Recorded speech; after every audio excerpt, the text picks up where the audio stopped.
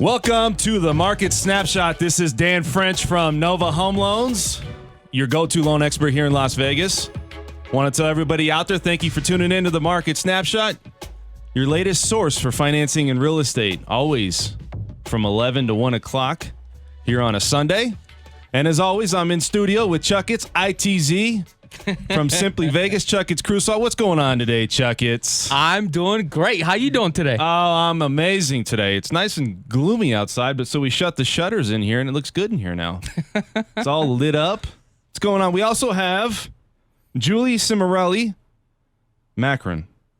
Yes, that's correct. And you said I can go Cimorelli or Macron. Either or, yes. So what if I said Julie Macron? You're okay with that? Well, I just recently changed my name, and I don't think the Valley will know who that is. So you got to leave the Cimorelli in there. We're going Julie Cimorelli. She's from Fidelity National Title, and she's in studio today. She's going to be talking a lot of information about the changes going on with TRID, which is the TILA Integrated Disclosure Rule, which came into effect yesterday.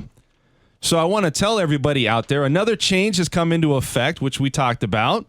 And this is another footprint by the Consumer Financial Protection Bureau, which makes it easier for borrowers to read the true costs associated to your loan and really educate you on what you're getting into.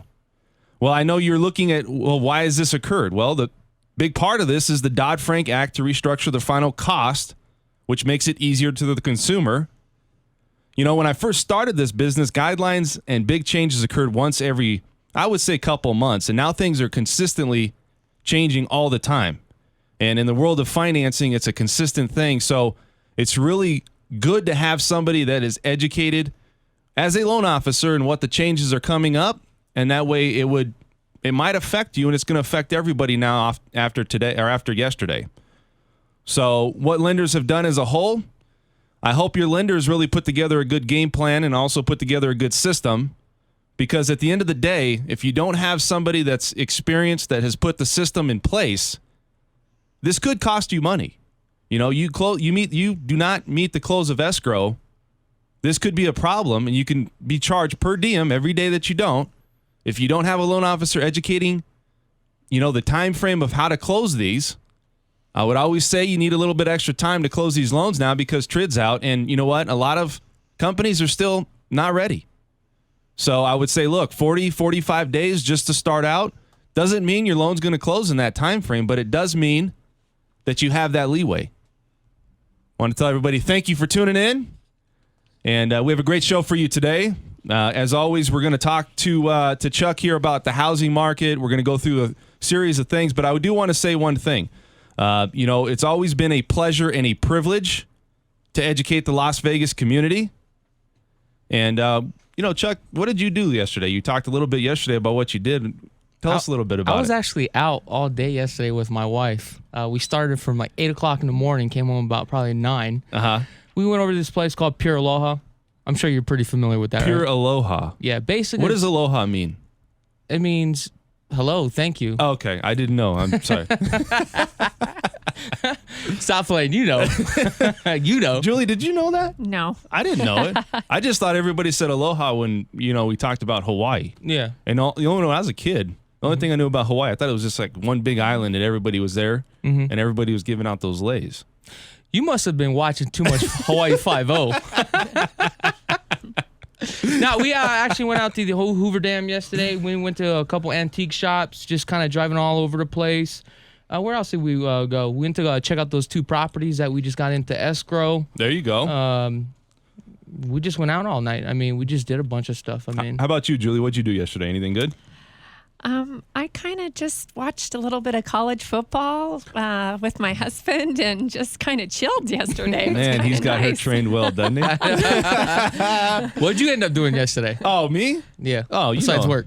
Oh, that's all I do. That's all I do. I'm making calls as I'm driving. I'm making calls. I'm at the office. I'm at home and I'm getting calls. Yeah. So if you guys want to talk to me, I've always got my phone with me. So talk to me.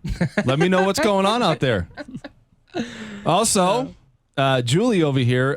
So you're big on football and you do a lot of the DraftKings and stuff. Is that what you do? Oh, yeah. I play the FanDuel. Oh, the FanDuel. Okay. Yes. Yeah. So, I do the fantasy football. I'm in 2 leagues, and she's over here educating me. Yeah, I missed. So explain a little bit about what you do with that. I mean, you do that on a consistent basis? Oh, well, my husband's in the sports handicapping business. So, Okay. So I watch a lot of sports. There you go. And the FanDuel's awesome because instead of just like you just drafted one team for the whole season, I've got like 4 or 5 teams going on each weekend that I'm drafting. So he's a sports bookie? Yeah. No, he's not. Don't you dare get that out in the valley. Where's my money? Note to self. Yeah. He So- runs a sports handicapping website. So He runs it? Okay. yeah, he his clients pay him for picks, I guess you can call it. So, Oh, yeah. What's his number? Oh, we're here promoting him today? Well, Awesome. I'll tell you what, if he's going to make me some money, we're promoting Yes. anybody. I'm okay with that. All right, let's go right into the market rundown. You want to do the market The rundown? market rundown. As always, we start off with the financing news and events. We're going to go right into housing market statistics. I'm going to go over interest rates trending. We're going to talk to Julie over here with Fidelity National Title about some changes. I'm going to bring on at 12:30. You want to stay tuned for this. Angela Quisto from Nova Home Loans is going to talk to us about how Nova Home Loans has really put in a good system and game plan for the new TRID that came out yesterday. And then we're going to finish off the show with a lender versus realtor past week scenarios.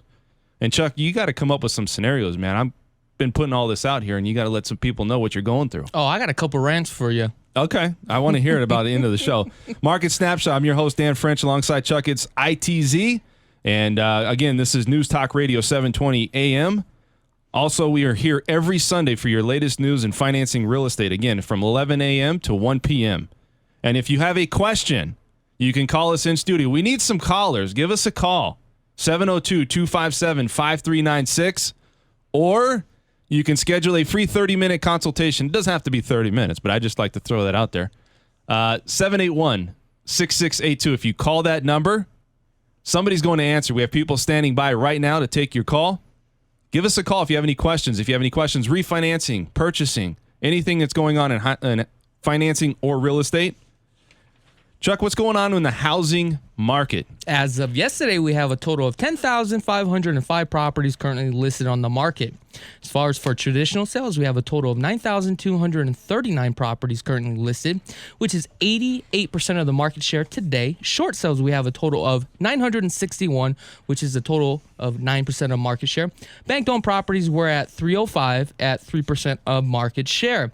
We actually have a total of a 4-month supply of inventory at this time. The last 30 days, we actually sold 3,002 properties, okay? The last 30 days for average is at 243, an average of $123 per square foot. Days on the market, what do you think? I would say 48. Julie? I'd say 32. Stop looking at the notes. It's 59 days. You guys are close. Woo. Now let's move on over to Inspirada, zip code of 89044. As you guys already may know, that it's actually a new development. There's over 10,000 new properties currently on the market for new homes. What's actually currently listed right now is actually 41 homes currently on the market, listed at $140 per square foot. The average sold is at $132 a square foot, with an average days on the market 59 days. But here's the thing: if you take a look at new homes in that community, they actually sell for $129 per square foot. So you're probably better off buying a brand new home out there versus a used home. But keep in mind, even though it's at $129 a square foot, you're really not paying $129 a square foot because that is base price. So you really have to take a look at the incentives, what they are offering you out there. Okay? Incentives meaning like add-ons to the houses. Yeah, things like what? No, what I mean by like closing costs, or they giving you some contributions, how you're negotiating the deal. Talking about that, Yeah. What I've heard is not all of the builders out there, but there's so many driving to go to these builders now. Mm-hmm. They're not giving as many incentives and as much closing costs, as they were before, because they have a lot of people walking in going, hey, I want to get a home, and they don't need to market. They don't need to give these incentives. And it opens up doors for me as a loan officer too, because really it's hard for me to compete against a lot of these builders because they really have a lot of good incentives in the past. Yeah. But now what I've seen as a lender, we have the ability now to do really the same thing. They're not giving as many incentives. I can give a lender credit in a lot of cases. So really now it's leveled the playing field. So when you said lender credit, what is a lender credit? It's basically a rebate that I give back because I'm a direct lender from Nova Home Loans to help offset any costs. Oh. And it's something that the builders would do, but they would do it from their from their perspective. They would say, hey, we're going to give you X amount of dollars in return. But it's case by case basis based on the file, right? For me, it's case by case for how much you get back. Yeah. But if it's somebody out there that says, hey, I need to get a certain amount back because I'm low on just down payment and I don't have the additional closing costs, well, I can obviously offset that. And what they do at most companies and what most banks do is they say, look, we're going to have to raise your rate a bit to get a higher rebate for your rate. Yeah. Now, that doesn't go to the loan officer as me. It goes to you. But that's your decision. Yeah. Now, if you're going to be in a property 5 to 7 years and you're going to get out of it, it might make sense because that raise in rate might not ever affect you because you're going to get out of the property or you're going to refinance. Yeah. Also, I do want to mention that last week we actually sold about 1,000 homes within 1 week. Actually doubled since the previous week. And I noticed like towards the end of the month, we always sell more homes. Did you notice that, Julie? The openings kick up at the end of the month. Yeah, because they're trying to hit those numbers. Yeah, it's you weird. know? They're trying to hit those. Now, as far as for what's being actually purchased out there, 28% are actually cash. Okay. 34% are actually conventional. FHA is actually at 27% and VA is at 9%, which is, I think VA is very low when there's a lot of veterans out there should be taking advantage of VA loans. I mean, we're only at 9% of closing. That's very low. That is low. Now, as far as for other, like owner will carry is only 2%. And I think the reason why that's low right now is because the prices are high.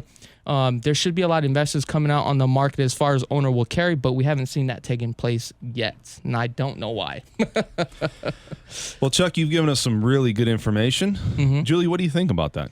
Well, I can tell you touched on short sales. We've really seen a decline in opening on short sales. Yeah. We were about 10%. We're probably about 1 in 20 files opening. We've seen our short sales, which those are so much work and take such a long time to close. Yeah. So we're kind of happy on the escrow side. The escrow officers are really happy. Those have slowed down. And the VA loans, too, I agree with you. It's such a great program and a good loan. And we haven't seen a lot of VA files. So we're kind of... Do you think it's more of the education as far as they don't know what's really going on out there in the public? And, you know, if you're a veteran, why are you not taking advantage of this? Well, I think there's a lot of veterans out there, but I don't know if I know they know probably some of the guidelines. Yeah. Maybe they were just looking at the idea that maybe a lot of them are not in a big position to try to go buy. Yeah. You know, maybe they just want to rent, you know, and I think a lot of people are kind of seeing where this whole market's unfolding.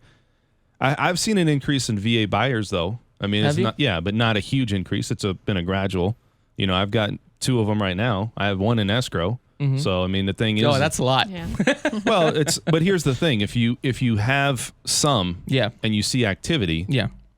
Like I said, it's not the primary bulk of my business. Most people. I mean, unless that's your niche, you're not going to see a lot of it. But I think overall, I think they're still out there, and I think they're still coming forward. I think it's a timing thing. I think it's just, you know, let me ask this question. What is out there for a veteran to buy? Everything. I mean, at the end of the day, you know, what happens is when an agent picks up and listing, if they've been in the business for some time and they understand the condition of the home, what they'll do is they can evaluate and determine, hey, this may be VA qualified. Right. But there are some listing agents out there just don't even want to deal with VA because they don't know how to structure the deal. Right. And that's where it comes down to education. And that's why at the end of the day, you know, once we take a property and we put on the market, we'll take conventional VA, FHA, and also conventional. It doesn't matter because at the end of the day, if there's somebody that's a VA and it doesn't meet the guidelines, but I know that we can negotiate the items to be fixed, why are we not accepting that offer? Yeah, and because you're limiting the seller, and also you're limiting the buyer, and you're really hurting your client by doing that. And we've talked about this all the time. It's the best loan product that's out there, in my opinion. Yeah, because you have no down payment, you have no mortgage insurance. Yeah, has the best interest rates typically. You know, and it's really the most lenient when it comes to debt to income ratio. You know, like I can get something approved for the debt to income ratio a little bit higher in most cases. And I'm telling you, if you're out there and you're a veteran, come forward and give us a call, 781-6682, and schedule a consultation. We'll talk to you a little bit about your options. Doesn't say you have to buy, you know, this month. Yeah, but at least you know where you stand. At least look at your options. You know, it's nothing. And you know what? I can give a lender credit as, you know, offset some of the closing costs, like you said. Yeah. There's only certain fees that a a veteran can pay. And I'd love to talk to you about that. So Also, I do want to mention, I noticed the market has kind of slowed down with buyers, and typically this happens towards this time of year with the holidays. Right. So if you're looking to jump into the market right now is actually the time to start looking, because you're going to have more options, especially if you're at the price point at 225 and under. Right. Especially if their property is a short sale, man, you're going to get that property easy. So that's something that I would actually take a look at. If you're sitting on the sidelines, now's probably the time to jump in, to start looking, to see what your options are. So TRID's put into business practice yesterday for everyone, and the Consumer Financial Protection Bureau can impose civil money penalties of $5,000 per day violation, $25,000 per day for reckless violation, and $1 million per day for knowing violation. Companies and individuals should be terrified of losing their savings of their company's balance sheets. This is big. A lot of violations could come out of this. So let me ask you this. What are you guys doing to really prepare? I mean, are you ready to go? What we're going to do at 12:30 is Gotcha. we're going to bring on Angela Quisto. She's going to talk about how we put that in place. Okay. And how everything is unfolding there at Nova Home Loans. And let me tell you something. We've already got it set up, man. Oh, so All you right? set. We're set. So I'm not does worried. Fidelity. We're ready to go. Yeah, when I put that Nova Yeah. on the left breast of my front shirt here, that Breast? means, my left breast. Your breast? Yeah, my left breast. All right. That means I mean business. Yeah, they all look right? like that means, chichis. that means on Monday when TRID comes out, nobody's going to know what hit them. Yeah. Also, in the banking news, we continue to lose small community banks. As of the end of 2014, there was 5,051 commercial banks with assets of $1 billion or less.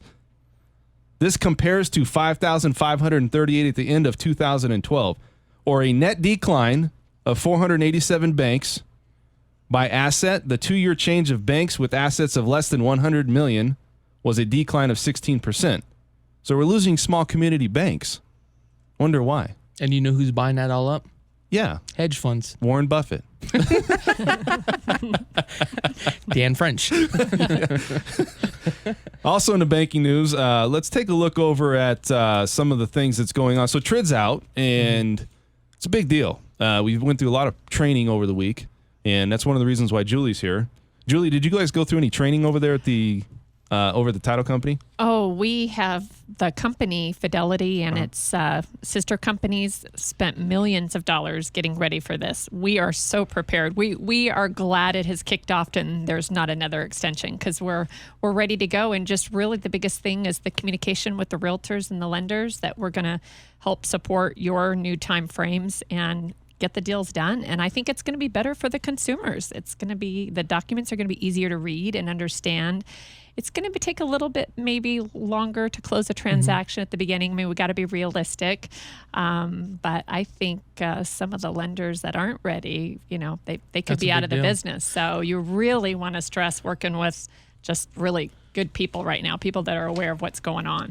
Also, the people that are going to be affected by this are actually the consumers and people that are actually putting their property on the market. They really have to be educated and actually be prepared for what's going on and what may take place. Right. No, I agree with you. So a lot of changes, a lot of things going on. We're going to have a lot of good information upcoming too with Angela Quisto again at 12:30. She's going to discuss some of the changes at Nova Home Loans, and really Nova Home Loans, and from what I've been a part of, they're really ahead of the curve. And I don't just put that out there because I work for the company and I'm trying to promote. Listen, they really have things in place. I mean, it's the only company I've worked at where they really put together tests for you having to go through internally to get this stuff taken care of, and making sure that you understand what you're getting into. So, I mean, it's really a good thing. If you're out there and you're listening, you want to have a good company like Nova Home Loan, especially if you're somebody that's thinking about right now getting into a home or refinancing your home, because these things are going to take time, and we're not going to have a huge delay. I do think we're going to have, no company's going to be perfect. There's going to be some hiccups, but we're going to have everything in place because we've already been working on this probably 4 or 5 months. So let me ask you this. Does this take effect if your transaction goes into escrow on or before? Well, it comes in after. I mean, so it's October 3rd, which was yesterday, is when it comes into effect. So anything after that goes into escrow. Right. We're going to close everything before that as normal. Okay. So new loan transactions that maybe we still have an escrow that haven't closed yet that were originated in July and August are going to close under the old HUD forms. Right. And anything originating really Friday night, midnight, and forward is going to be under the new Perfect. forms. So I'm good then, right, Dan? Yeah. Oh, you're great. For the two? Yeah, those two. We're going to come right back with Chakits from Simply Vegas, also Julie from Fidelity National Title here, and also stay tuned because we have Angela de Quisto over at Nova Home Loans coming on at 12:30. This is Dan French on KDW News Talk Radio. Welcome back. This is Dan French from Nova Home Loans, and this is the Market Snapshot on KDW News Talk Radio 720. Also, here with Chakits ITZ from Simply Vegas, Chakits Krulsawat. What's going on today, Chakits? Nothing. I'm loving every minute of it. Also, Julie Cimorelli, right? Yes. And you're from Fidelity National Title. And how you doing today? I'm doing great. I'm having fun with you guys. Yeah, we're having a good time. We're gonna start getting some partying going on in here, Chuck. Mm-hmm. You gonna get everything set up? Yeah, it's already done. So let's go right back into it. We were talking about, we went over the housing news, and I want to go over some things that's going on with interest rates trending, okay? So mortgage bonds finished the week sharply higher, which pushed rates lower. Most of the data this last week was really rate friendly. Now, signs that the economy remained wobbly really because it pushed back expectations of a Fed rate increase. So that's always been the rumor out there, and there's been numerous rumors, and the latest one was September 17th, which didn't happen, is now the end of the year is when the Fed is going to raise the rate. Now, why is the Fed raising the rate, and why are we really focused on that? This is an artificial market, all right? They're really putting and purchasing mortgage-backed bonds to keep the rates low until the housing market and the economy recover. Now, they have not seen enough recovery, and when they do, then they're going to gradually, not all at once, raise interest rates. Now, the big indication is globally, they want to see a nice improvement or a slow, steady growth from all of the other countries that are out there before they say we're going to start raising rates here in the U.S. So you really want to look at that. So if you look at accurately predicting the future of where mortgage interest rates are going to go, all right, I personally think they're going to go probably the first quarter of next year. That's just me, where they're going to start to increase a little bit. Now, nobody knows the future, but I can tell you that despite the volatility, despite all these rumors and these changes, rates are still historically low. You really need to take advantage of this because I don't know. Nobody really knows. But it's really when they're ready to say, I'm pulling the trigger. And when they see the economy wasn't there yet, I think some sectors, I guess you can say, or some states were still in a position where they felt like it wasn't ready yet. But they're still doing it, and it's going to happen. So if you haven't looked at the idea of refinancing or purchasing a home, you might want to do it now because right now rates are low, money's cheap, you have a lot of properties out there. And, as things go and as I see these things unfold on a weekly basis, we got better last week by 1/8 of a point, okay? And that's with rates. Rates, though, are consistently volatile. Just because we had a couple of weeks of good pricing doesn't mean that it's going to totally turn the other direction and now we're going to be maybe, a quarter to half a point the other direction within a week or two. So it's really up and down. Yes, we had a good couple of weeks. I'm very grateful for that. If you're out there and you're looking at refinancing, still consider your options. We do have options out there. VA streamlines, FHA streamlines. I mean, we have a lot of things out there if you haven't taken advantage of it. We have a HARP refinance that's, listen, I think everybody's been picked through on those, but they could be an opportunity for you. How can that affect you if you go down by like a half a point or up a half a point? Depending on loan size, Yeah. it could affect your payment by $20 to $30. Okay, and it's not a huge difference. And your purchasing power as well. Yeah, as I mean, far as what you're qualified for. let's say you're on a fence of my debt ratio is high, Yeah. and I can't qualify, or I'm qualified, but if anything goes up or down, I'm already maxed out how much I can approve for. Mm-hmm. It's not really going to make a huge difference. Yeah, it's that I can tell you anytime I can save money, I'm going to do it. Yeah. But it could help in some cases. But it's the trend, and that's why we give this interest rate trend, because if you see a trend that keeps going one direction, and you're like, man, it's not turning the other direction, you need to really find out what you can do as far as minimizing the damage if it's going up. If it's going the other direction, you might want to hold off like me, and I'll wait and see how much rate I can save you or payment I can save you on the rate that I lock you in at. Also, the other thing that plays a factor is home prices. I mean, we've seen home prices continue to go up every month, about 1.1% every single month. And just because you're just waiting on rates, don't wait around to see what's going to happen with home prices, because home prices keep going up. So if you look at it, rates are historically very low at this point, but not as low as they were at the beginning of the year. Yeah. Okay, so you have to look at that. The movements over the past 9 months show the challenge of making predictions because nobody knows. Mm-hmm. You know, nobody knows when this is going to happen. We really think it's going to happen. It's just a broken record. I mean, you keep hearing it and then people are going to start to tune out, right? And I'm going to tune out, you know, and I'm a lender and I'm going to tune out and I'm going to say, I don't think it's going to happen. Here's what I'm going to tell you is I think the last time that we did this on the September 17th, I guess you can say a hearing or decision time from them to make that, they didn't do it. But I think they were the closest they've been in previous or at all. Yeah. You know, I've never seen them this close where they're like, well, all indications were showing that it was probably going to start where they're going to pull back the amount of purchasing bonds that they were purchasing on mortgage-backed securities, and they didn't. So I think it's still an artificial market, but I think the time is getting closer, but we'll have to wait and see. So the good news is, like I said, rates are low. If you haven't had the opportunity to look and see what your rate is, or if you don't know, or if you want to refinance, call us in studio. You can give us any financing or real estate questions, 702-257-5396, or you can call us outside studio. People are standing by. We need your calls. Call us in, 702-781-6682. Also, we're going to give away a couple of free things. Now, the way that this is going on with the radio show is they're going to be distributing it by mailing it to you. There's a reason why they want to do that, but if you're out there and you're listening, you know, your stuff is still coming, but they're going to be mailing it, and it's a new protocol we have to do this. So I just want to let everybody know, if you call in, we're going to give away, again, Galaxy tickets for 2. Later in the show at 12 o'clock, we're going to play something as far as a quote for a movie. If you can guess it, you can name the actor, we're going to give you free tickets to Galaxy Theaters. Also, we're going to give away a coupon or a gift card, Texas Day Brazil. All right, we're going to give that away. And if somebody has a good question later in the show, we're going to give away a Starbucks gift card as well. So anybody out there, 702-257-5396 if you have any questions regarding financing or real estate. So let's go right in and talk to Julie Cimorelli from Fidelity National Title. Julie, how long have you been a title representative? Well, I've been in the sales side at Fidelity for 11 years now.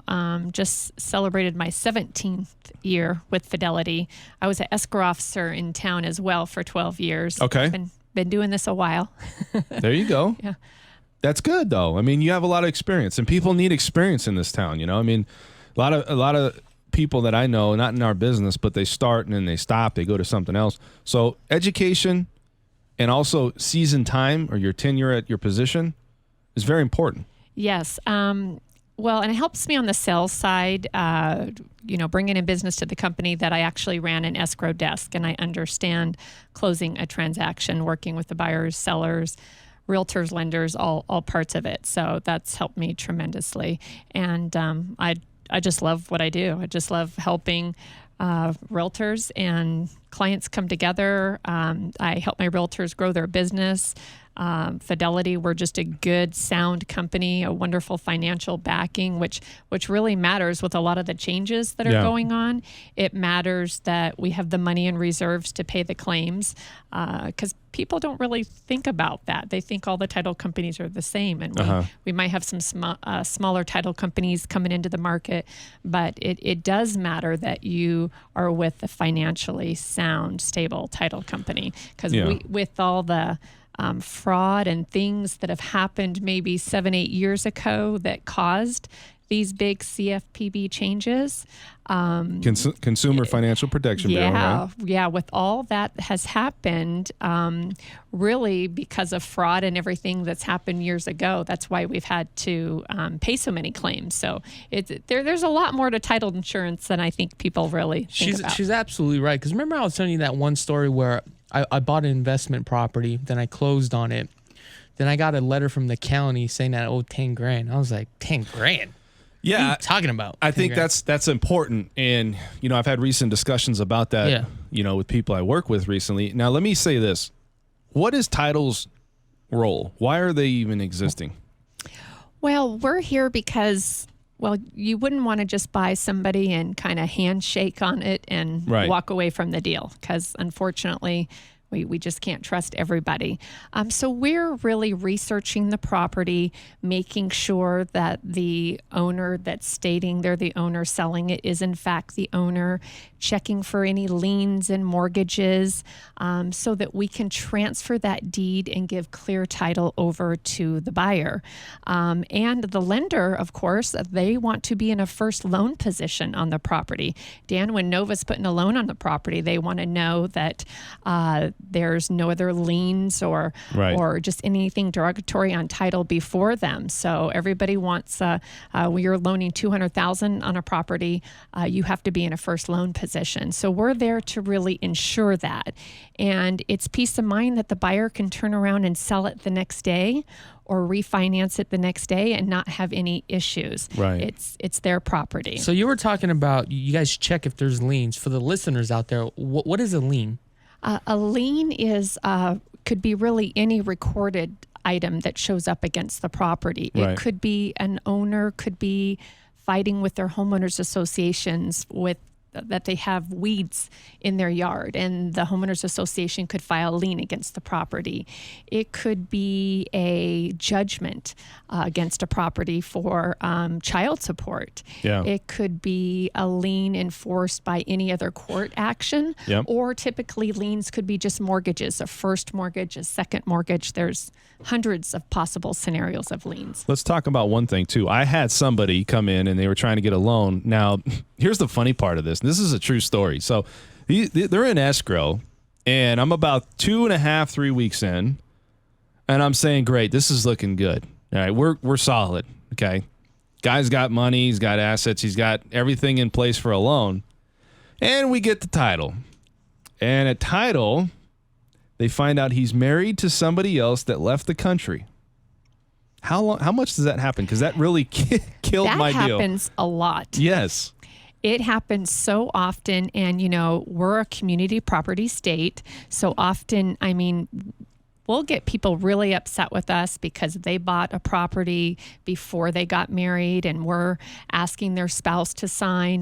We're really diving in sometimes to people's personal information because we have to back up that title that we're going to give over to the buyer. So there's other just little details that the clients really don't even consider. So I'm always recommending, and this is information that's a public record, but you can reach out to me and get it, or through either of you, through Dan or through Chakits. Yeah. But you can get a lien report on a property and know what's going on before you write a contract on a property. We're talking about community property estate. So let me ask both of you guys this question.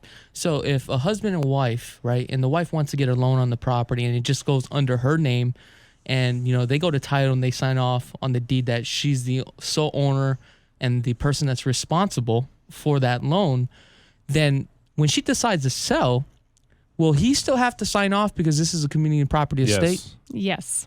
Okay. I said it before her. I'm sorry. Yeah, you did, but you were right.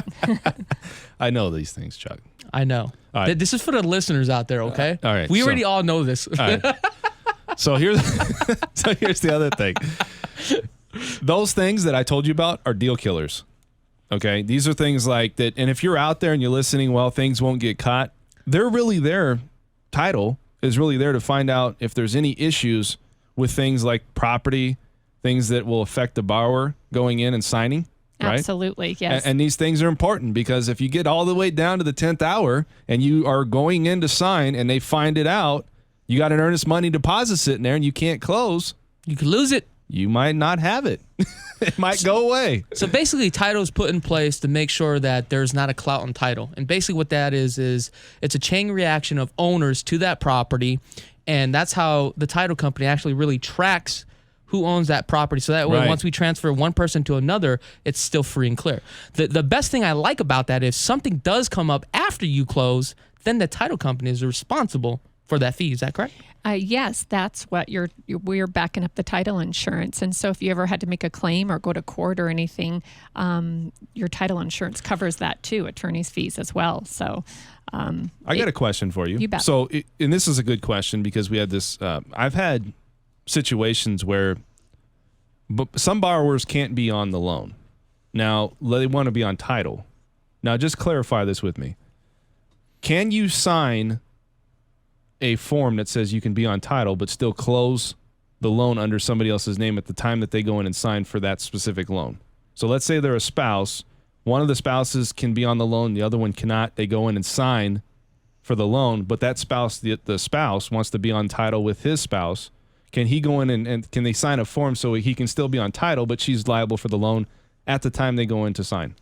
We've closed transactions both ways. So we're talking about community interest, spousal interest, and really whatever the lender is instructing us to do. So you're really in the driver's seat on that, Dan. So if you're instructing us, you can do it though, right? You can do it. As long as the lender allows it, right? Right? Lenders allow it.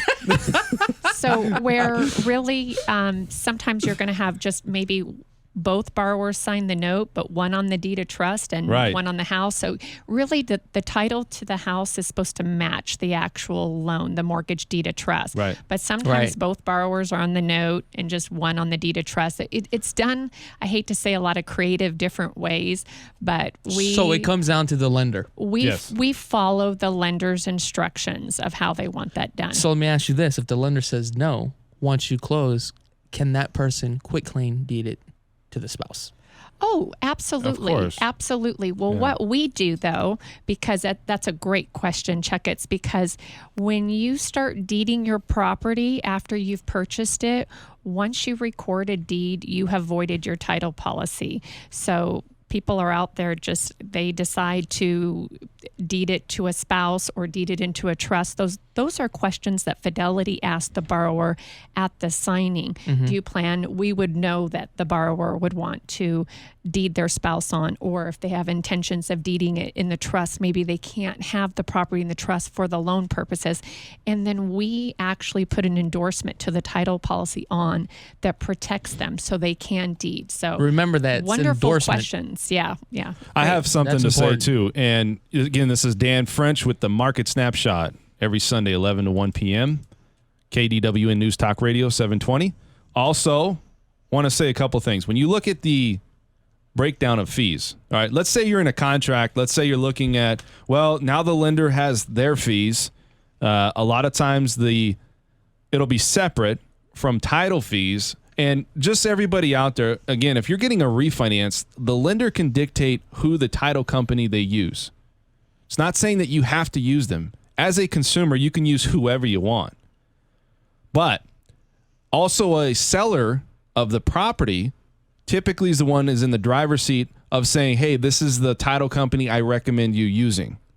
Again, that doesn't mean you have to use them, but it does say, here's where your fees will come in at. And this sweetens the pot.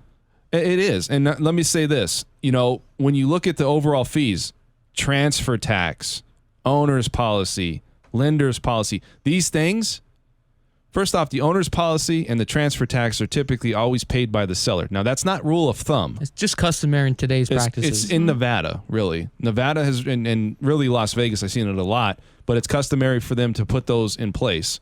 But those fees are separate, and it's important because you're always saying, well, what are my fees? What is the closing cost? The closing costs from your lender, if it's a flat fee, like Nova Home Loans has a $1,299 flat fee for underwriting and processing. If that's a flat fee, that's all you're paying towards that lender, and then maybe an appraisal fee. Talking about fees, what I like about it is when we actually go out and take out buyers or take a listing, Fidelity actually has this app where I can input all that information and give you an estimate of what your closing costs are going to be as far as for the title side. Yeah, and that's good because you know what, you can kind of see where things are at. Now, when it comes to let's break those apart. Yeah. And you look at the title fees and you look at the lender fees, the title fees, I would say, is the majority of where your fees go to. It's not saying that that's all of it, but these are requirements that they have to pay for. Now, how competitive they are, that's dependent on what they're offering, what their fees were for. Explain some of the fees that you charge a client that comes into title. And how's that regulated too as well? Oh, okay. Well, great questions. We're regulated by the title state insurance commissioner. So our rates are filed. We can't deviate from them. We give discounts for military, seniors, investor discounts, but our rates are filed. And normally, Dan, you're absolutely correct. In the state of Nevada, the seller typically, now that this can all be negotiated, either buyer or seller can pay all of these costs if it's negotiated in a contract. But the seller would pay the owner's policy that the buyer gets. That's the policy that the buyer is receiving at the close of escrow. Buyer and seller split the escrow fee, and typically the buyer pays for the policy, which is a discounted loan policy that the lender would receive at the close, and the seller pays for the transfer tax. And transfer tax is usually probably one of the largest ones because it's $5.10 per thousand of the sales price. So, you hear that out there? It's a lot of money. That's, and we saw when our market had real low inventory, when the hedge funds, remember, were buying everything up, Chakits, and we had like 3,500 single family homes on the property. We saw at that point, just depending on the market, we saw sellers asking buyers to pay for that and pay for everything. Yeah. So proves another point with low rates and great inventory. What a wonderful Can time you it is to negotiate like escrow fees? If there's something that you're disputing, can a buyer say, hey, you know what? This seems like it's too expensive. I looked at this company. This is cheaper. Well, they absolutely have the right to shop, but that's shopping, yeah. Yeah, and I know that part of the new CFPB regulations, they can look and make their decision. Yeah. We're all pretty much in the same ballpark. I would, though, be very careful because, like at Fidelity, we have title and escrow fees that we collect. The transfer tax goes to the county. Recording fees go to the county. We don't have any other charges. There are title companies out there that have doc prep fees, processing fee. If a spouse signs a deed, there's a charge for that. Hear that out there? That's where those fees start to pile up. If additional commission, additional fees, broker fees, paper fees. Yeah, emailing loan docs. I mean, I've seen some closing statements that walk through the door and say hi fee. Yeah, you know what I mean. So you got to be careful on that. So I mean, can actually a consumer, before they even get into a home or even start looking at homes, is there like a place where they can kind of like go and shop from one company to another to see who they like? Well, as far as for pricing, let me say something about that. Now, we're obviously coming into what's called a loan estimate, okay, where they can shop. Do they have like a form that, like some type of form for title companies to provide, or where they can go and shop? Is there like a form out there that people are like, well, what's your fees? Or do you just give a breakdown of fees off of? We have a filed rate book that we can actually distribute, and they're in your app, like Chakits app that you use to calculate your loan costs for your clients. And we don't really deviate from that except for the discounts. So they're straightforward. They're on my website. Can they really negotiate? No, because it's a filed rate. I'm gonna be quiet here because I think I'm gonna be opening up doors for title companies. Guess what, Dan? You said on the radio that you had a loan estimate. Now we all need to provide a loan estimate, a title estimate. So anyway, here's the thing about this. When you're out there and you're looking for a property and you get into a contract, it's very important that you understand that transfer tax is on purchases. It's not on refinances. You already own the property, so make sure you understand that. But you also have to understand what you're looking for. You don't want to have miscellaneous fees. Like my company, Nova Home Loans, does not charge credit pull fee, credit application fees, all these miscellaneous fees that come into play. And you really want to look at that with a title company as well. You don't want to have miscellaneous fees come up and you're going to be like, well, why do I need that? And it's just money out of your pocket when, as this accumulates, you could take that money, and buy a new chandelier or something. I don't know. Who knows? Buy a new door. Yeah. One that opens up like French doors. Let me ask you this. When you're transferring over title, let's say if the buyer, there's a gap between title, but the buyer wants to still take possession, can they actually sign a form and still take the property with a cloud on title? Wow, that's a great question. So let's say if there's like a $10,000 lien, but the buyer's like, hey, I'll take the property with the $10,000 lien. Well, if they're buying cash, we could close with what's called an exception to the title policy. But that's all right. Keep going. We'll talk more about that. Yeah, okay. So this is Dan French with the Market Snapshot. I'm here with Julie Cimorelli with Fidelity National Title and Chakits Krulsawat Simply Vegas. Stay tuned. We still have Angela de Quisto coming on with Nova Home Loans at 12:30. Very important information about TRID, and we'll be right back. Welcome back to the Market Snapshot. This is Dan French from Nova Home Loans. I am your go-to loan expert here in Las Vegas. And Chakits Krulsawat is your go-to loan realtor. ITZ? Your loan realtor. Chuck's your go-to realtor here in Las Vegas. And you know what, Chuck? Yes. We've been doing this for a while. Yes. And, we've had a lot of listeners out there tune in, get some good free content, education, and hopefully you're getting the same information or same, result or reward by listening to this as we are coming in here and educating you and providing this content. And I want to tell everybody out there that, like I said, it's been a pleasure and a privilege because you know what? When you have the ability to go on air and talk to people about your experiences, talk to people about, things that you've been through, financing and real estate. Yeah. It's a pleasure because you know what? It's really connecting with you. You know who we are out there. If you see us, we're always open to try to answer questions. If you have a question on, calling us or you just want to stop by the office and see us, we're not MIA. We don't, have somebody at the front. You can really see us and talk to us and shake our hand and, hey, I got a question. I heard you guys talk about this or whatever. Email us. If you have a question, you can email us. Find us online. Email us a question, financing or real estate. Told you if you have any questions, financing or real estate, you can call us in studio, 702-257-5396.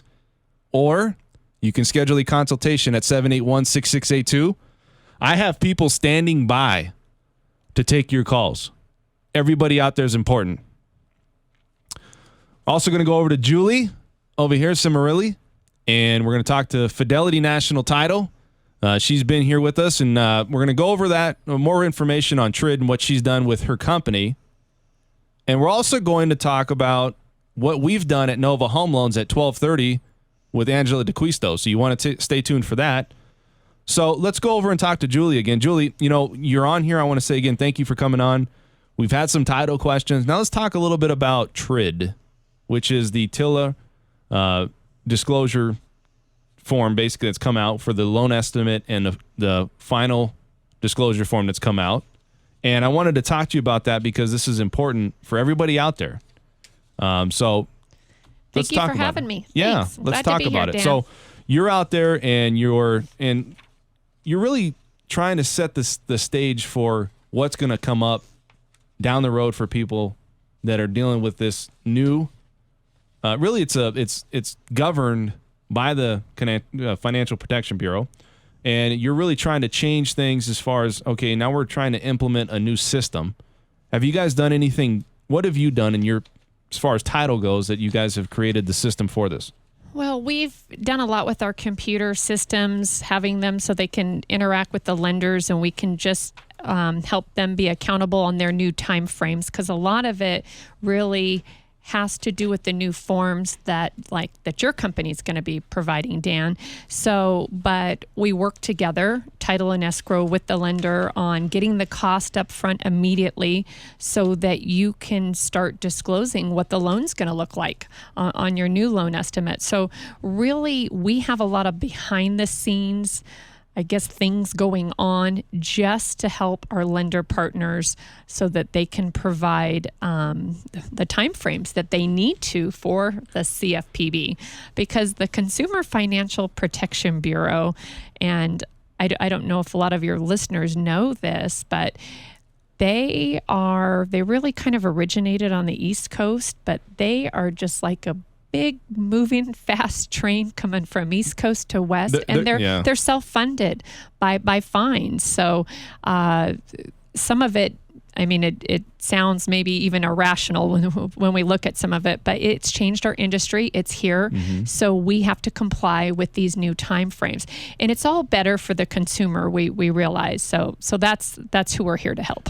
I want to say one thing about that too. The TILA integrated disclosure form. Okay. Now, why that's important is because that's just one part of what they govern.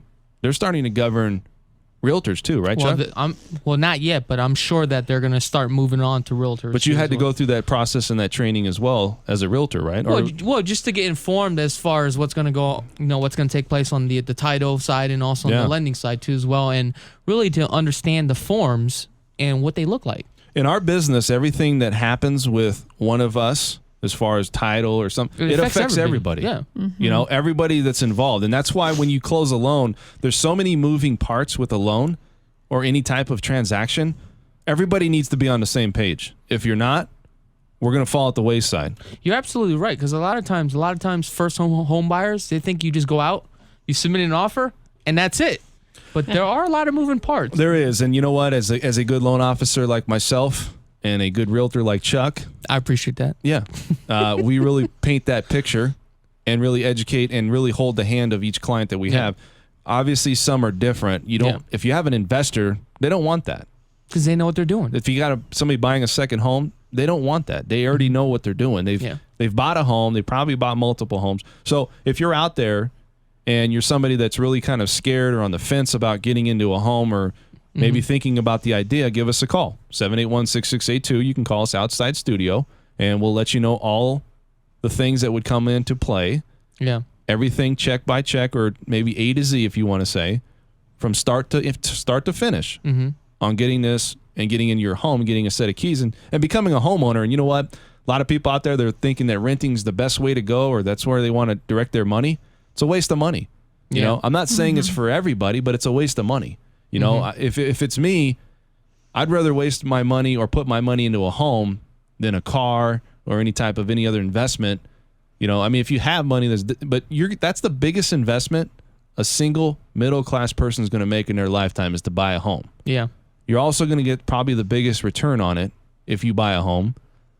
Not everybody's in a position, I get it. But if you are in a position, the only reason I would rent is because I'm forced to rent. Maybe my credit's not where it needs to be. Maybe I don't have enough money for down payment, which guess what? We have the grant program that can help that. So if you have a job and you've been on it for a period of time, give me a call, 781-6682. I can still get you a loan. I mean, it's something if you really want to, we'll look at all options. And at Nova Home Loans, we have a free credit services department. We will put together a game plan for you. Maybe not even in the next 2 to 3 months, maybe a year. You're going to get into a home, but it's all dependent on you as a consumer. What you're saying is that you will work with somebody for a full year if they are committed and dedicated. If I see the progression, now I'm going to give them the options. All right. Yeah. In life, you earn everything.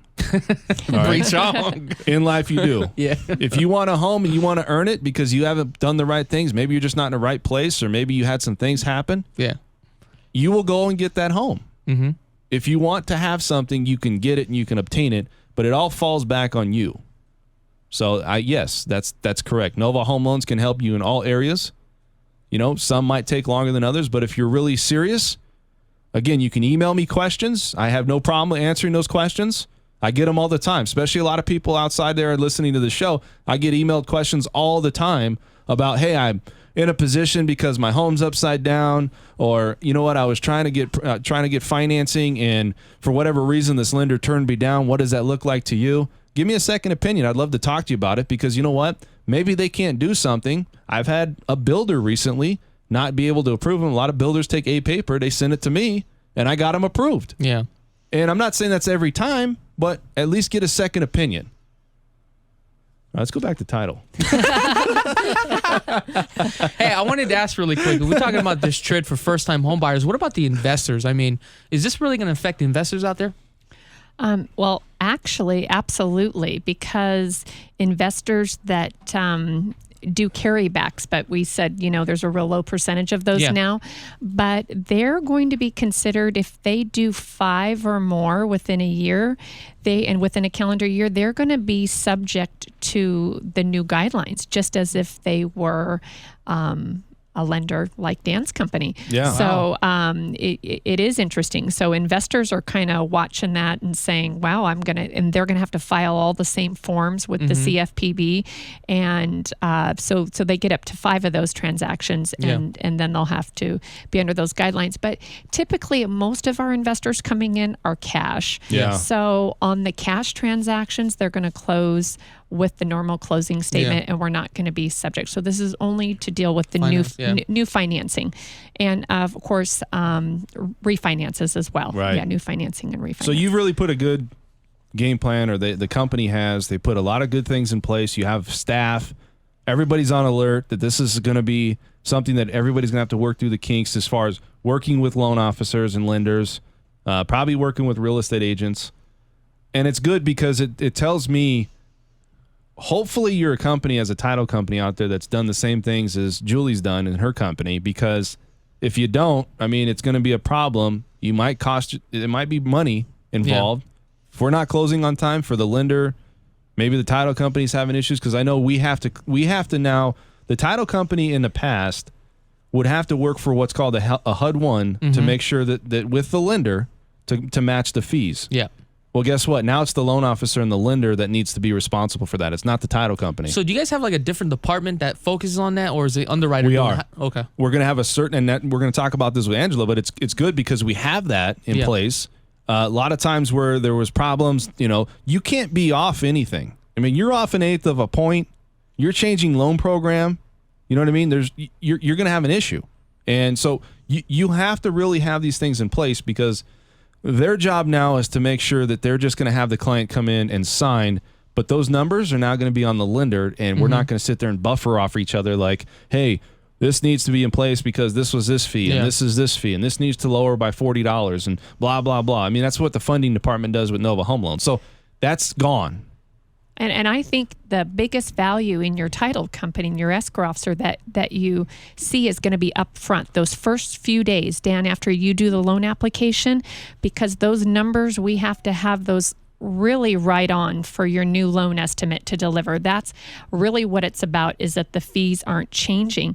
And a lot of these fees, like home warranty invoices, dealing with homeowners association. So the escrow officers are going to be figuring the file pretty much up front within the first 3 days. Yep. Things are going to move like crazy, and then we're going to kind of stay the same. So you made a good point. If we're talking about home warranty and you're sitting on the sidelines as far as like you're already under contract, but you don't know which home warranty you want to go with, before you even get into contract, it's probably best to figure out which company you're going to use and how much it's going to cost you up front.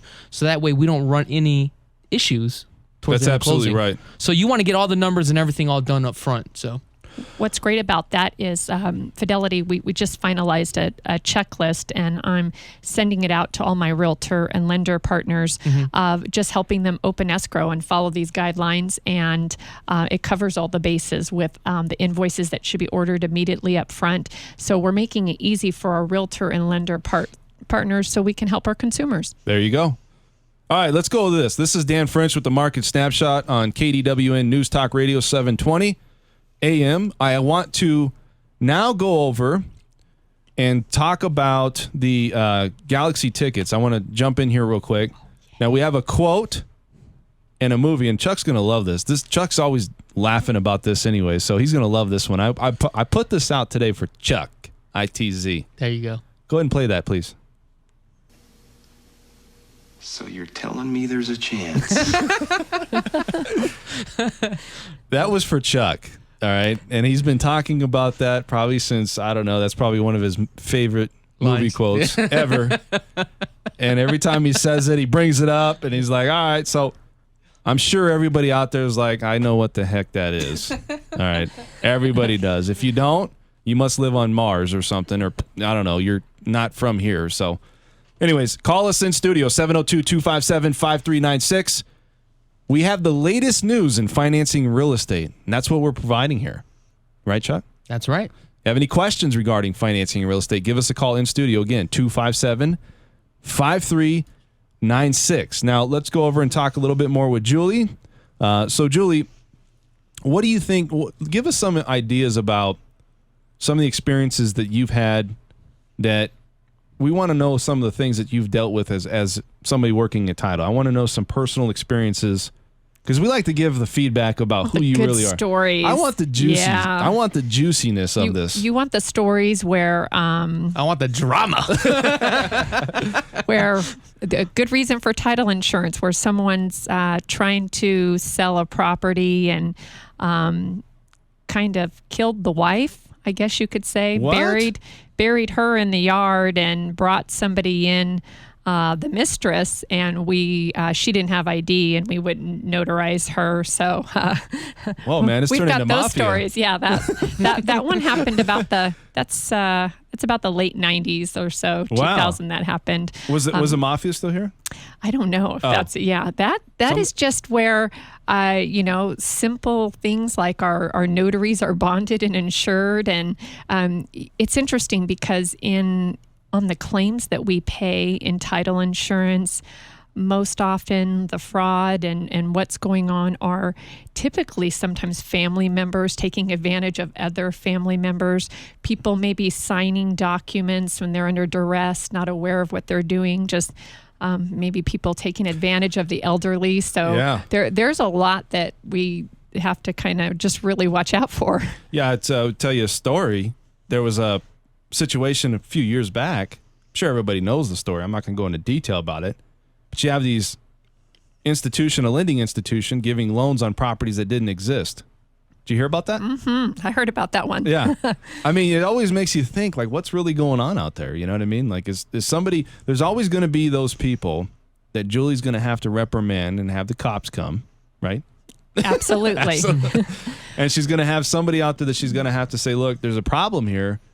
And that's your job. Your job is to kind of be like loan officer is really somebody that's looking at a file, making sure that's going to go through processing and underwriting smoothly and not have any hiccups, you know. But officing something like title is the same thing what you're doing. Yeah, and we're a neutral third party, which oftentimes we'll get people come in. They might be a for sale by owner situation. So if you're out there and you're thinking about that and you want to give us a call, because those are sometimes the most difficult transactions because they're relying on us now to be a representative for either the buyer or seller. And we can't do that. We have to work from a contract and we have to be instructed. So we can't represent a buyer or a seller. And, but we don't really see everything that started this big movement to the CFPB and all the government changes. We don't typically see borrowers coming to sign loan docs and not know what their interest rate is, and maybe an option arm loan or an adjustable is in front of them and they didn't know. I mean, this is just how long it took our government, I guess, to catch up with all the derogatory and fraudulent loans from before. So typically that seems to be cleared up as a whole. But what we used to see back in the day were some scary things. Absolutely. I can tell you this. I've seen a lot of scary things that's gone on with financing. A lot of things too. I mean, you have the sourcing of deposits, very important. Obviously, there's money laundering and things that would come into play for that. You have a lot of things that underwriters are now looking for. So really, I mean, with all this compliance stuff we're talking about, you know, the TRID, the Consumer Financial Protection Bureau, all these things that's going on, it's really eliminating those things, though, that's occurred in the past, right? I mean, yes. That's the reasons why they're being governed, or we're being governed now as far as loan officers, and it's because of people like that have ruined it for others. You know? Yes, and let's not get scared. I mean, the CFPB and all that we're talking about, it's just going to make things, I think, simplified. I think it's going to be an easier process to close. I think the waiting period for the buyer to get the figures, and you guys are going to go into that, the last section, and they'll be able to sign and still record the same day. I think the process is going to be easier. And the CFPB, they put the new chips in our cards. I mean, there's some things that they're doing. They're helping cleaning up, those little chips we got in our credit cards now. They're responsible for that. Yeah. You know, and it's funny because you go back and you say, well, look at all the testing and things that's required. You know, if you look at a loan officer, I really think loan officers got the bad rap when all this occurred with the recession and everything. You realize that bigger banks, and when I talk about rates, those rates aren't rates that I'm providing to you. Those rates are really rates that are given to other banks to provide to us to offer the pricing. Okay, and that's coming from the government rates, which is the Federal Reserve. They're giving those rates to other banks, and then we're providing whatever content that I provide to you on interest rate trending. That's where it's coming from. So if you look at it from that standpoint, loan officers really got the bad rap because banks are the ones that distribute what programs and what loan options are out there. And you know what? If you're somebody that's in business, you're trying to make $1, You're obviously trying to be successful for the good loan officers that are out there. We're the ones that really took the bulk of all this, saying that it was our fault as far as getting and going through that process. And I don't think that's true. I think we just somebody had to be blamed. Loan officers were blamed. Everybody was involved on these things, and I don't think, loan officers got the best idea behind it. Now with that, I understand everybody needs to be governed, but you got to look at it as a whole. Everybody that's involved in these transactions, everybody that's involved should, and I get it, everything should improve. But those things, from a loan officer standpoint, from a title standpoint, from a realtor standpoint, this TRID and Consumer Financial Protection Bureau, what they're really doing is trying to simplify things, which they've done. But realize, I don't think it's going to get to that point where we're going to have the same problems, because there's so many things in place now. There's so many violations that could come up. There's so many things that would happen that could really hurt us. You know what I mean? And what do you think? I mean, you think that it's in a good place here, Chuck? Well, let me ask you this. Do you feel like you're on your toes now? I always been on my toes. I always feel like I'm looking behind my shoulder. All right. But it's about. But maybe there were some loan officers. They're out of the business now, Dan, that exactly right. we're doing different things. Maybe 2005, 2000 through 2008 or so, I think more from an agent perspective, it's really more educating our clients when we sit down as far as a consultation and, giving the expectations to that buyer and also to that seller so they know what to expect. I mean, we have little things that are changing, but I don't think it's changing for a bad way. I think it's really a good thing. We just got to learn and adapt to it. That's all. We got a caller, line 1. Man, it's been slow today. You guys out there, give us a call. We need a call in studio, 702-257-5396. We want to hear your stories. Is that Charles? No, it's old Charlie. Charlie. Dorothy.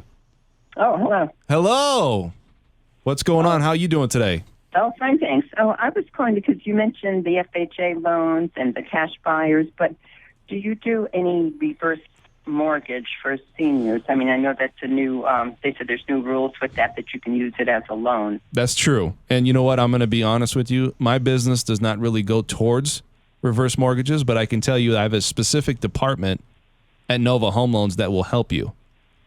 I would love to help you.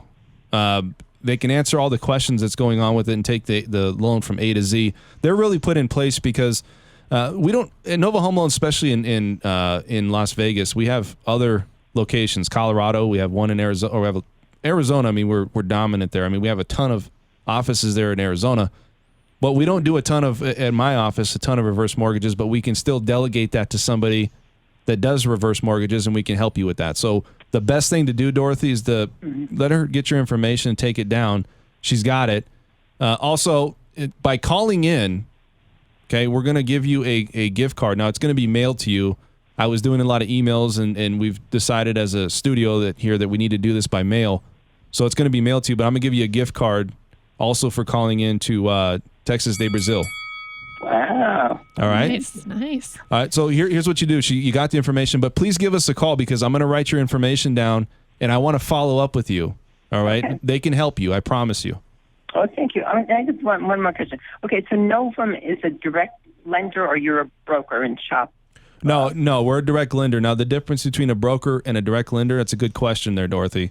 A broker would be, we send this out to a bank and we wait for their underwriters, their processing and all their policies to go into place, and then they send it back to us going, yeah, we can approve it. Nova Home Loans is really the best company I've seen out there. We have 12 bank options, really more options than anybody in the state of Nevada, but it's a direct lender, so everything's going to be handled in-house. Now, we don't portfolio a loan, which means we're going to collect the interest off of it like some of the bigger banks, but we're very competitive, and I'm telling you, you're going to have a really good experience by going through this. So then you get your money from these 12 banks, like whoever has the best interest rate, or? Well, we get our money paid off of a margin as a loan officer. So whatever we have within that bank, that's what we get paid. So it's all fixed. There's nothing we can do that changes how much we get paid off that. So, okay. Oh, I got you. So the bank pays you, or we pay you a fee also? The bank will pay us directly as far as what interest rate we give to you. But because we take you to a specific bank, that's why we get paid. Oh, I see. Oh, okay. Okay. Oh, thank you. Okay. Thank you for calling in. This is Dan French with the Market Snapshot. Again, we're going to come right back. We're going to have Angela de Quisto coming back. Chakits is going to stay here, and Julie, you can stay here if you'd like, and we'll be right back. Welcome back to the Market Snapshot. This is Dan French again, Nova Home Loans. Thank you for tuning in today on a Sunday. I'm sure everybody out there is wanting to watch a little football. Me too. We got Julie over here looking at DraftKings and going, why didn't I? Oh, no, FanDuel. What's going on with FanDuel, right? So a lot of things going on today, Chuck. We had a lot of things talking about TRID. Again, anybody out there, this is the latest news in financing and real estate. You can always tune in to us at 11 to 1 p.m. on News Talk Radio. You can tune us. You can tune us. Tune us in or tune us out. Or you can stream live. I just heard about that. 50,000 watts. Did you hear that? 50,000 watts. 50,000 watts of streaming live. There you go, man. You know, I plugged everybody. Did I plug you? Oh, no, I didn't plug you. So anyways, we can do that. And then also, let's talk about how you can reach us in studio if you have any questions. 702-257-5396. Outside studio. People are standing by. I have somebody sitting there ready to push that button. Sitting there. Just, hey, on nails, pins and needles, all right? Push that button, and that thing's going to turn on, and you can tell us how we're going to help you. Well, don't forget about It's like the Oracle. 781nova.com. 781nova.com. We have a website out there. If you guys want us to look us up, we have a lot of information on 781nova.com. Past shows, a lot of educational videos. How-to videos. Also, if you want to email me a question, I've answered tons of emails. I'm getting a lot of emails directed into me.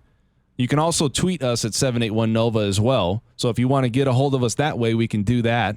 But, you know, email in directly. Anything that you have questions on, I can help you. Also, I do want to mention on 781nova.com, if you're not ready to speak to us or start the loan process, you can actually jump online from our site and start looking at homes to kind of get a general idea of what's out there as well. That's exactly right. Real quick, let's play that movie quote if we can again. Now, here's the thing. I'm sure somebody out there wants to call in. They're like scared. I don't know. Maybe they just don't want tickets, whatever. And I get it. I'll take them. But you know what? No, Chuck, come on. How do you give tickets to somebody that's on the show? How does that? You know what? He's gonna be the type of guy that's gonna have his wife calling. Hi, this is Josie. I know how that works. Go ahead and play that movie quote.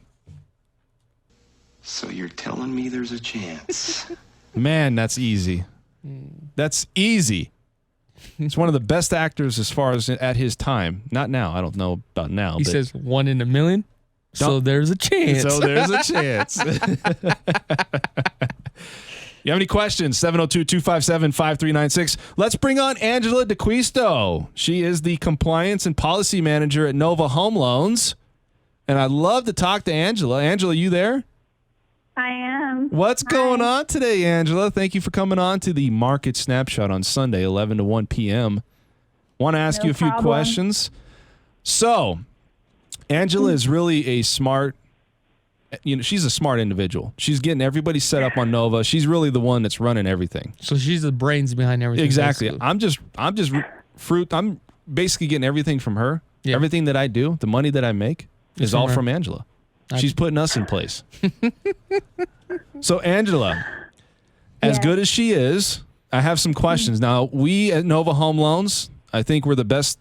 I know we are really the best loan program or loan company out there is Direct Lender here in Las Vegas. And why we're so good is because of people like you that they hire that really takes control of the compliance situation and also the policies and things in place. They really educate their loan officers and really from A to Z.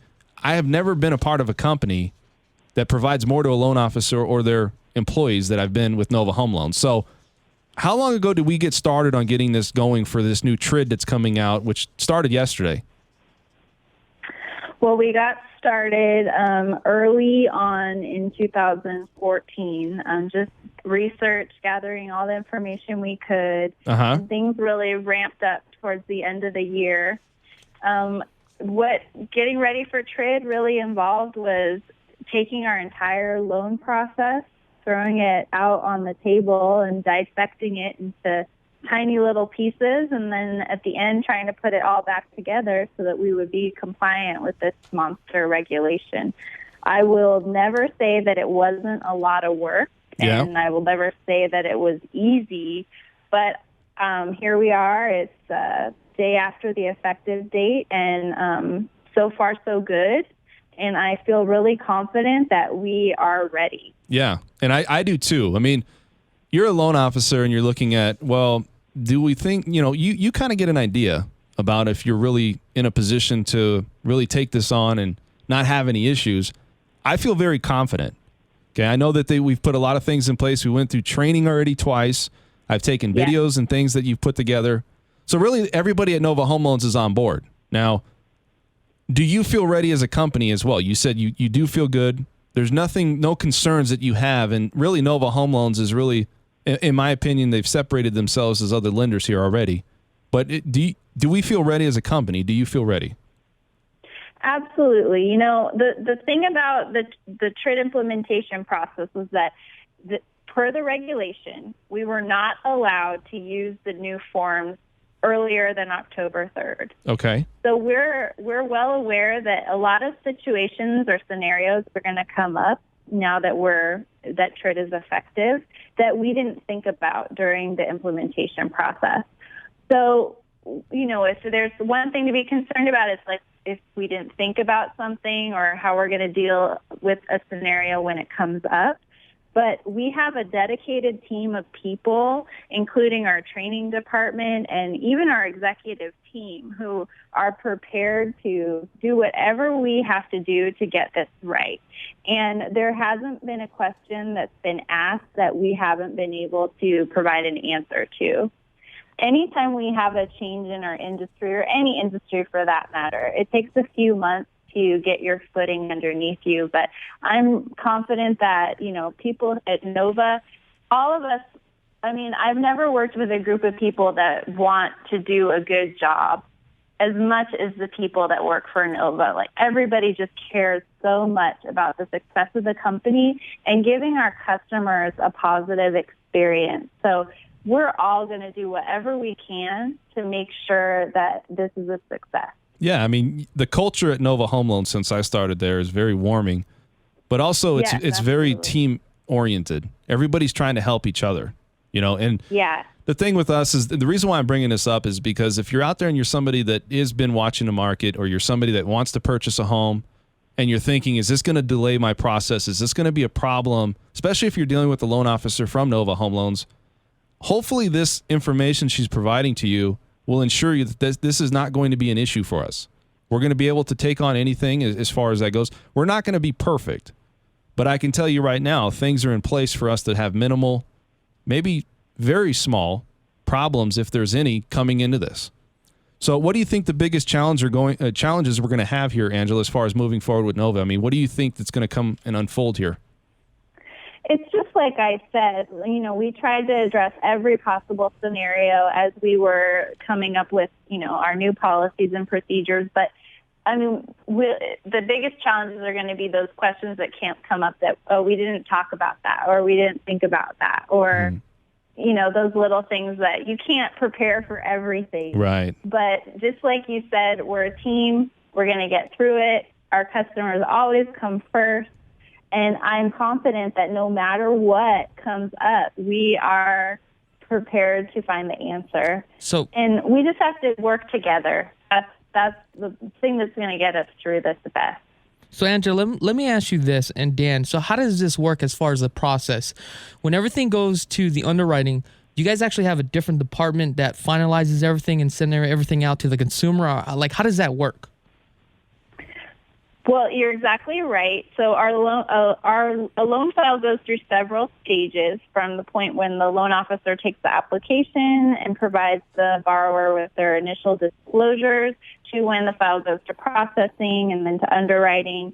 And now that the HUD one is essentially gone away, the Nova Home Loans, our closing department, will be preparing the closing disclosure, and we will provide that to our borrowers.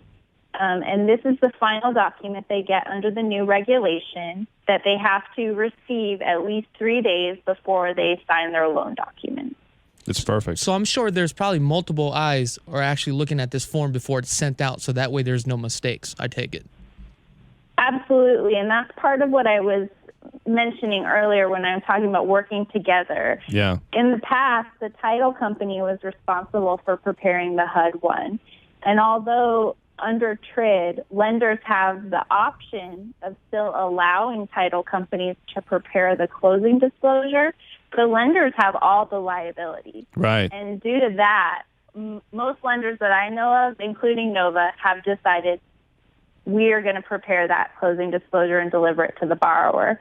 So many eyes are checking that document, and not only are our employees reviewing that document, we're also reviewing that document with the title company to ensure that any title-related fees are up to date when that document goes out to the borrower. And in some cases, as long as we have our borrower's permission, we're reviewing that document with our real estate agent, because oftentimes the real estate agent also knows a lot about what's involved in the transaction. So we want to make sure we're talking to everybody, and that when that document's delivered to our borrower, that it's been reviewed by all parties involved. Everybody's popping champagne here and shaking their head yes as you're talking, because this is affecting Good. everybody here. Makes me want to buy something. Yes. No, we need everybody, and even though this regulation primarily affects the lenders, real estate agents are going to feel it. There's going to be a learning curve for them. Title companies are going to feel it as well, and they're going to have to learn how to work under the new processes. And the fact that they don't have to prepare the HUD-1 anymore, that's huge. So it's just going to be a lot of getting used to for a couple months. But we definitely need everyone to be involved in the process. So what the loan officer, to the title company. Yep. And I was going to say, so real quick, Angela, what they've done, and just so we're on the same page, they've basically taken the estimated, we'll say the good faith estimate, but they replaced it with the loan estimate, which is basically the good faith estimate and the TIL. And now they put it as a final, which is a final disclosure, right? Or closing disclosure. And it's now it's the final HUD-1 statement, and it's the final TIL put into one for that closing disclosure, or the last part of it, right? Yeah, the 4 disclosures are now 2. Right. So the initial disclosures required by RESPA and TILA are now the loan estimate, and the final disclosures, like you said, are now the closing disclosure. Yep. So, and that's big, because now I've seen it. She's put together videos that I've looked at, and I was looking at them actually yesterday too. And it's basically they're breaking it down to it's simplified. You look at each document, and what is there, like 6 or 7 now at the closing disclosure? Yeah, the closing disclosure is now this 5-page document that it presents in really clear terms who's paying what, and what is my monthly payment going to be, and how much cash do I need to bring in to my closing. And, everything that's most important, the Consumer Financial Protection Bureau, they design the form so that everything that's most important is on the first page. Perfect. And then as you get through, a lot of the information that they found that consumers or borrowers really didn't care about have been moved to the end. And things have been reorganized so that it's supposed to be easier for the borrowers to understand. So at Nova, like Dan was mentioning, we put a lot of training material together for our employees so that they understand the forms and are well prepared to explain them to the borrowers, real estate agents, or whoever else is involved. So, Angela, you've given us a lot of good information. A lot of people here, not just here, but I'm sure out there listening to this show, getting a lot of good information, especially if they're getting into purchasing a home.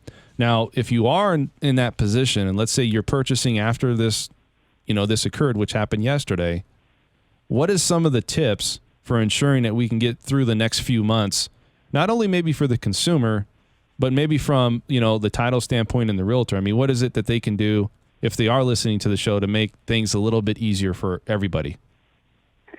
Well, all I can say is that if you're working with Nova, just rest assured that your loan officer, like Dan French, is going to be, well aware of the changes and be ready to answer your questions and let you know everything that's involved to close a loan under TRID. But the one thing I would say is, number one, we need to do a really good job of staying keeping the lines of communication open. So once we, have that contract, the real estate agent needs to be keeping us informed of any changes that are made to the contract or anything that comes up with the property. And I mentioned earlier that we're going to be working really closely with the title companies to verify fees and make sure all figures are verified before we send that closing disclosure out to the borrower. So in that sense, the title company also needs to be communicating constantly with the lender, and the lender be communicating with both parties as well. So we also have to stay in communication with our borrower. We need to know, when are you going to be available? Is there any chance you might be going out of town? That's important. We want to make sure that they're there when they have to sign their documents. So, it's the same as today. We have to be prepared for the borrower that, might be hard to get a hold of, or might decide at the last minute they're going to take a vacation to a country where you can't get a hold of them. And all that stuff's still going to happen. Yeah. So communication is key. And then the second thing is really just be prepared that things are going to take a little bit longer, at least at first, as we start to get used to this. As you know, at the end of the transaction, once they receive that closing disclosure, they have to wait 3 days before they can sign their documents. And then we also have to remember we have to save time to fund and close escrow after they sign. So that like a 4 or 5 day period right there is what you're saying? Okay. Yeah. So that's just going to eat up a little bit of time at the end of the transaction that we didn't really have to worry about in the past. Yeah. So just be prepared to, maybe write a longer contract. Our loan officers are being trained to maybe lock interest rates for a longer period so that we don't run into any trouble at the end where contracts might be needing to be extended or a lock extension or anything like that. We just have to be prepared to keep a close eye on the timelines, and at least at first, things are just going to take a little bit more time. So, Dan, would you say a 45-day closing should be enough time? I think it will be. I think most that's out there listening should do that. Yeah. Especially right now. Just because Nova Home Loans has put everything in place, which they're phenomenal on doing, doesn't mean we're always going to hit 30 days. So there might be a few things that come up, like she said, 3 days after, plus the extra 2 days possibility. And that's best case scenario because we fax fund. Okay. But the deal is what happens if something comes up during the process that they have to get something else? Yeah. Maybe there's a couple more days in between. So now you're looking at 6 or 7. Yes, 45 days is good. You have enough leeway there, I think, to get all of the loans closed. And then as you develop a system with everybody you're working with, I think it starts to determine from there how really when the close of escrow or when your turnaround time will be for each file. Gotcha. You know what I mean? So, Angela, I just want to say one thing. As it's a pleasure, and thank you for taking time out on your Sunday. I'm smarter now listening from you. Okay. All right. I've become even more educated. See, that's why I bring people like Angela on the show, and that's why she's head of everything at Nova. She's the compliance and policy manager at Nova Home Loans. Thank you, Angela, and I'm sure we'll be talking soon, okay? Thank you, Dan. Have a great day. You too. Thank you for coming on. All right. That was completely what I want. I almost wanted to let her take over. I was just going to sit here and listen. And she could talk to TRID to me all day, and I'd just be like, man, this is great. As she was talking, everybody's like shaking their heads like, oh, yeah. I'd get a bowl of ice cream, and I'd just be like, and you know what else we got? She's like one of those, like when you go to college and you got like a teacher that for whatever reason, she's got that voice. It's like where it's educational, but it almost puts you in a trance where you're just sitting there listening to her. And I've had those teachers where you're just sitting there and you just kind of gaze into that voice of what she has. And I felt like that right now. I felt like I was just like, am I in like the world of TRID? You know what I mean? Like, what's going on here? So anyways, also, let's go over our lender versus realtor topics. And I want to bring something up. So I'm over here and I'm like, okay, let me get this loan going. And I had a client that was really trying to get into a loan. Problem with it is they had a divorce decree that did not state that the property that her current spouse is with right now wasn't making the payments on.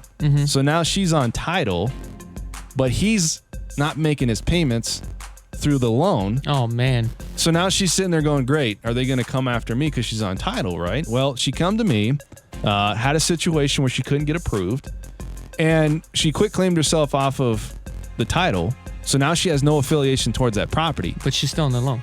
No, she's never on the loan. Never on loan. But the Okay. problem with that is that it's hard because if you don't put it through a divorce decree, that could be an issue. The divorce decree is really something that dictates who takes ownership of what. Yeah. You don't put that in there and it's just sitting there, and then you're on title. Everybody's gonna look at you. Well, what's going on? Yeah. Why did that not occur? And so that's important because if you have a situation like that, yes, we can get you a loan like FHA, community property state. If you're on title and let's say you had a significant credit impact, short sale or something, there's a chance we can still get you on a loan. But because we're in community property state, it could kill that situation. Yeah. Where if it's a conventional loan, it's a little different. Now this lady's trying to get an FHA loan, so now we're trying to jump through hoops a little bit.